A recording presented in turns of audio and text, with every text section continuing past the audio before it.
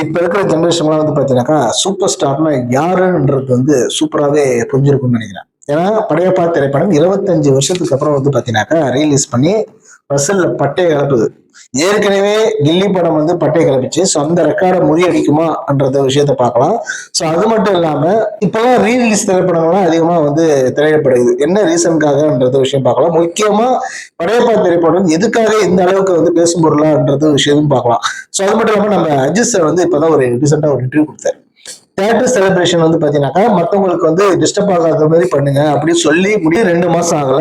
திரும்பி அட்டகாசம் ரிலீஸ்ல வந்து நம்ம பசங்க எல்லாம் வந்து வேற லெவல் பண்ணாங்க. ஸோ அதெல்லாம் பார்க்கலாம். அதுக்கு முன்னாடி நம்ம சேனலை சப்ஸ்கிரைப் பண்ணி வச்சுக்கோங்க. இதுக்கு முன்னாடி வந்து இந்த பல படங்கள் வந்துச்சு. பாஷா வந்துச்சு, அண்ணாமலை வந்துச்சு. ஸோ அதெல்லாம் கிடைக்காத வரவேற்பு இந்த படையப்பா திரைப்படத்துக்கு மட்டும் எதுக்கு இப்படி ஒரு வரவேற்பு கிடைச்சது அப்படின்னு பார்த்தீங்கன்னாக்கா, ஸோ இந்த படத்துக்கு வந்து ரைட்ஸ் வந்து வாங்கி வச்சிருக்காங்க. ஸோ இந்த படத்தை வந்து அதிகமா வந்து டிவியில வந்து ஒளிபரப்புல முக்கியமா சன் டிவி, கேடிவி எல்லாம் பாத்தீங்கன்னாக்கா பல படங்கள் வந்து எல்லா படத்தையும் வந்து போட்டு தருவாங்க. அதாவது பாஷா போட்டிருக்காங்க, அண்ணாமலை போட்டிருக்காங்க. அது மாதிரி இப்போ வந்து ரீசெண்டா வந்து அட்டகாசம் திரைப்படம் எல்லாம் வந்து அடிக்கடிக்க போடுவாங்க. இந்த படைப்பா திரைப்படம் வந்து அடிக்கடிக்க வந்து போடல. ஸோ இதுதான் மெயின். ஏன்னா இந்த படம் வந்து யூடியூப்லயும் சரி எங்கேயும் வந்து அதிகமா அவைலபிள் கொடுக்கல. ஸோ அதுதான் ரீசன். இந்த படம் வந்து கிட்டத்தட்ட இது வந்து 25 வருஷம் ஆகுது. ஸோ அதிகமா வந்து இந்த படத்தை வந்து நம்ம அதிகமா பார்க்க முடியல. ஸோ அதுதான் மெயின் காரணம். முக்கியமா இந்த ஜென்ரேஷனுக்கு வந்து பாத்தீங்கன்னா ரஜினி சார்னா கண்டிப்பா யாருன்னு தெரிஞ்சிருக்கும். ஏன்னா இந்த படம் வந்து அப்படி ஒரு ஸ்டைலிஷான படம். இந்த சிகரெட் பிடிக்கிறது, தம் அடிக்கிறது அதெல்லாம் அப்பயே பண்ணியிருப்பாரு. இப்பெல்லாம் வந்து இப்ப இருந்து வந்தவங்களாம் வந்து அவனா சிகரெட் பண்ணிக்கிட்டு கூலிங் கிளாஸ் போட்டுக்கிட்டு பேக்ரவுண்ட் மியூசிக் போட்டு நடந்து வராங்க. தலைவர் வந்து அப்பயே பண்ணிட்டாரு. இப்ப வந்து தெரிஞ்சிருக்கும் ரஜினி சார்னா யாரு, சூப்பர் ஸ்டார்னா யாரு, மாசனா என்னன்னு இப்ப தெரிஞ்சிருக்கும். ரீரிலீஸ் திரைப்படங்கள் அதிகமா வந்து எதுக்காக கொண்டு வராங்க அப்படின்னாக்கா படங்கள் வந்து பாத்தீங்கன்னா சரியில்லை. அதுதான் நம்ம சொல்லவே ஆகணும். பெரிய நடிகராக இருந்தாலும் சரி, பெரிய இயக்குனராக இருந்தாலும் சரி, எதிர்பார்ப்பு வந்து அதிகமா கொடுத்து அதை சாட்டிஃபிகேஷன் பண்ண முடியல. ஸோ அது என்ன தப்பு இருக்குன்னு நமக்கு தெரியல. ஸோ அதனாலதான் பழைய படங்களே கொண்டு வந்து ரீலீஸ் பண்ணி ஸோ மக்களை வந்து தேட்டர் பக்கம் வந்து வர வைக்கிறாங்க. ஸோ அது மட்டும் இல்லாம இந்த ரீலீஸ் வந்து வெற்றி பெற்றாக அதிகமா லாபம், தேட்டர் மக்கள் வந்து தேட்டர் உரிமையாளர்களுக்கு வந்து அதிகமா லாபம் வரும். ஸோ அதுக்காகவும் இந்த திரைப்படங்கள் வந்து ரிலீஸ் பண்றாங்க. முக்கியமா கில்லி படம் வந்து இதுக்கு முன்னாடி வந்து பெரும் பேசும் பொருளாச்சு. ஸோ அதை வந்து கண்டிப்பா இந்த திரைப்படம், இந்த படையப்பா திரைப்படம் கண்டிப்பா வந்து கில்லி திரைப்படத்தோடைய வசூல் இந்த திரைப்படம் வந்து கண்டிப்பா முறியடிக்கும். ஸோ அது மட்டும் இல்லாம முக்கியமா வந்து பாத்தீங்கன்னா நம்ம அஜித் சார் வந்து இப்பதான் ஒரு இன்டர்வியூ கொடுத்தாரு. கொடுத்து 2 மாசம் ஆகல. அட்டகாசம் திரைப்படத்துக்கு வந்து பசங்க என்னென்ன பண்ணாங்க பாத்தீங்களா? தேட்டர் உள்ளார போயிட்டு வெடி வெடிக்கிறது, தேட்டரை வந்து உடைக்கிறது, ஒன்ஸ் மோர் கேட்கறது, அப்புறம் அடிச்சுக்கிறது, மாஞ்சுக்கிறது.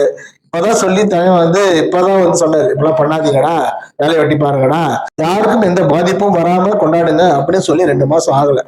இருந்தும் நம்ம பசங்க வந்து அது மாதிரியே பண்ணிட்டு இருக்காங்க. இப்ப விவேக் சார் சொல்லுவார் இல்லையா, ஒரு பெரியார் இல்லையா 100 பெரியார் வந்தாலும் திருத்த முடியாதுன்ட்டு. அதே மாதிரியே தான் அஜித் சார் 100 வாட்டி சொன்னாலும் சரி, 100 அஜித் சார் வந்தாலும் சரி நம்ம பசங்களை திருத்த முடியாது. அவர் ரசிகரா இருக்கிறது வந்து நம்மளுக்கு பெருமை அப்படின்றது மற்றவங்க கண்டிப்பா சொல்லுவாங்க. ஸோ அது மாதிரி நடந்துக்கிறது ரொம்ப நல்லதுன்னு நினைக்கிறேன்.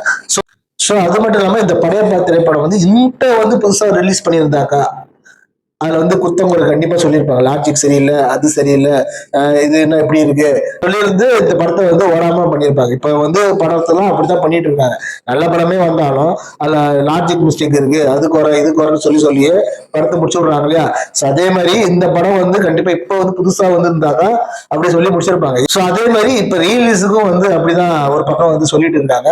ஸோ அதுவும் மீறி இந்த படம் வந்து பயங்கரமா வெற்றி அடையுது. ஸோ இப்ப இருக்கிற ஜென்ரேஷனுக்கு வந்து சூப்பர் ஸ்டாரை பத்தி ஒரு விஷயம் சொல்லணும் அப்படின்னு பாத்தீங்கன்னாக்கா, வளர்ந்த நடிகர்களும் சரி, வளர்ந்து கொண்டிருக்கும் நடிகர்களும் சரி, வளர போகும் நடிகர்கள் ஜெனரேஷன் ஆக்டரும் சரி, யாரை எடுத்துக்கிட்டாலும் ரஜினி சாரோட சாயல் கண்டிப்பா உங்ககிட்ட இருக்கும்.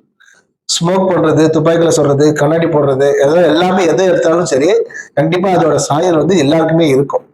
ரஜினி சார் வந்து காமெடி எல்லாம் சூப்பராகவே பண்ணுவாரு. ஸோ அது கூட பாத்தீங்கன்னா விஜய் சாரும் அது மாதிரியே தான் இருக்கும்.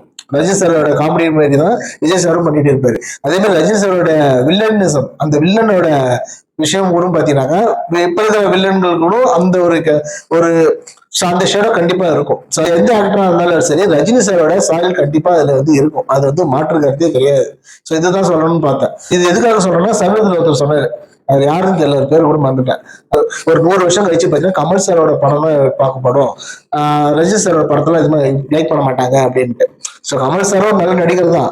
படையப்பா திரைப்படமே வந்து பதில் கொடுத்துருக்கும்னு நினைக்கிறேன். ஸோ இது மட்டும் இல்லை, வளரும் போற நடிகர் யாரா இருந்தாலும் சரி, இன்ஸ்பிரேஷன் வந்து பாத்தீங்கன்னாக்கா கமல் சாரும் எடுத்துக்கலாம்.